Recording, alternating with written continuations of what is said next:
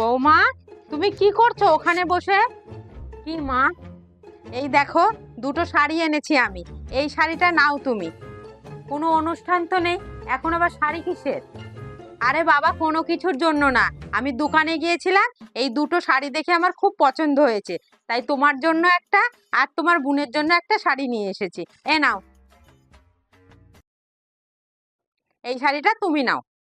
ঠিক আছে, তোমার বোন আসলে এই শাড়িটা তোমার বোনকে দিয়ে দেবো, ঠিক আছে?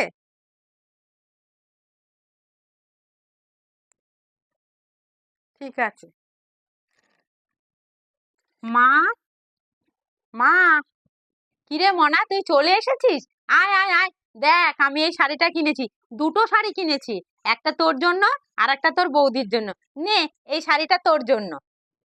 কিসের শাড়ি এখন আবার? কিন্তু এই কালারটা তো ঠিক আমার ভালো লাগছে না। তুমি জানো না, এইসব কালার আমি পরি না। তোর তো এই কালারের কোনো শাড়ি নেই, তার জন্য তো তোকে আমি এই কালারটা দিয়েছি। ঠিক আছে।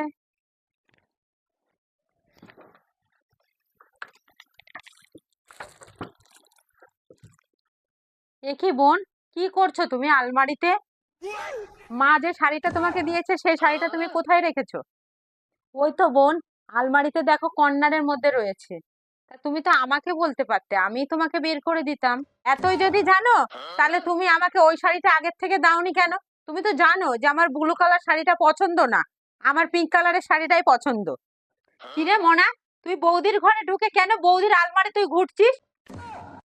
তোকে আমি যে শাড়িটা দিয়েছি তুই সেই কালারের শাড়িটাই পর না। তুই কেন আবার বৌদির ঘরে এসে টুকাটুকি করছিস? আর তুই কি করে জানলি যে তোর বৌদিকে আমি পিঙ্ক কালারের শাড়ি দিয়েছি? আমি আসার আগেই তো তোমার বৌমাকে তুমি পিঙ্ক কালারের শাড়িটা দিলে, আমি বুঝি আর দেখিনি? ও, তুমি সব লুকিয়ে লুকিয়ে দাঁড়িয়ে দাঁড়িয়ে দেখেছো, তাই না? আরে মা, থাক না, ওর যেটা ভালো লাগে ও সেটাই নিক না। যাকে আমি যেটা দিয়েছি সে সেটাই পড়বে। মন থেকে ভালোবেসে যাকে আমি যেটা দিয়েছি সে সেটাই পড়বে। তোমাকে যেটা দিয়েছি তুমি পড়বে, আর বোনকে আমি যেটা দিয়েছি বোন সেটা পড়বে।